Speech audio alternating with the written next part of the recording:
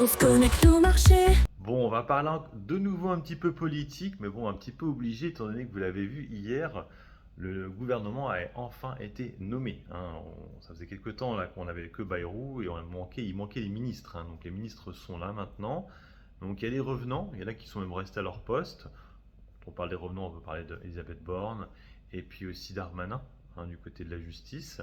Et du côté de la finance, et c'est vrai que ça c'est assez intéressant, ben, c'est plutôt un ministre technique, hein, c'est-à-dire un ministre qui a de la connaissance dans le secteur plutôt bancaire, hein. En fait, c'est le dirigeant actuel de la Caisse des dépôts et consignations, Éric Lombard.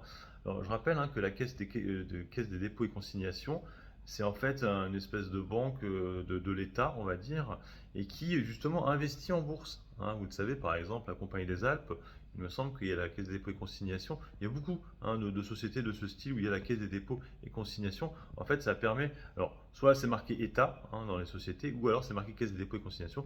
Et quand c'est marqué Caisse des dépôts et consignations, ça veut dire que l'État y est aussi au capital. Donc c'était le dirigeant, hein, de cette Caisse des dépôts et consignations. Et du coup, ben, là, il n'y est plus, hein, lui qui va devenir ministre des Finances. Et vous l'avez vu aujourd'hui au niveau du CAC 40, regardez, ben, on est plutôt vert. On est plutôt vert et ça, c'est plutôt cool, hein.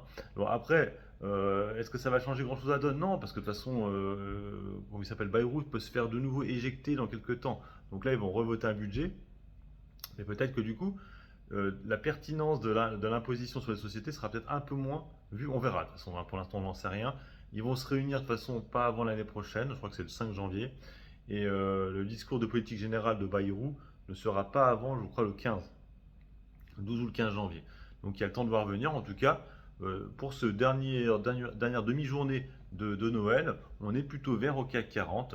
C'est plutôt bien. Je crois que même au CAC 40, on n'avait même aucune société qui était rouge aujourd'hui. Moi, je fais la vidéo, peut-être que ça a changé. Je vous fais la capture d'écran là, mais tout à l'heure, il n'y avait rien. Rien n'était rouge, tout était vert. Donc ça, c'est plutôt une bonne nouvelle, mais c'est pour l'instant, hein. Toujours pareil, il suffit que le RN, parce que j'ai regardé un peu les commentaires à droite à gauche, et de nouveau, le RN n'était pas content, machin et tout. Ça veut dire que si le RN fait de nouveau une motion de censure, tu l'oublies, ce gouvernement, et le budget ne sera pas voté une nouvelle fois.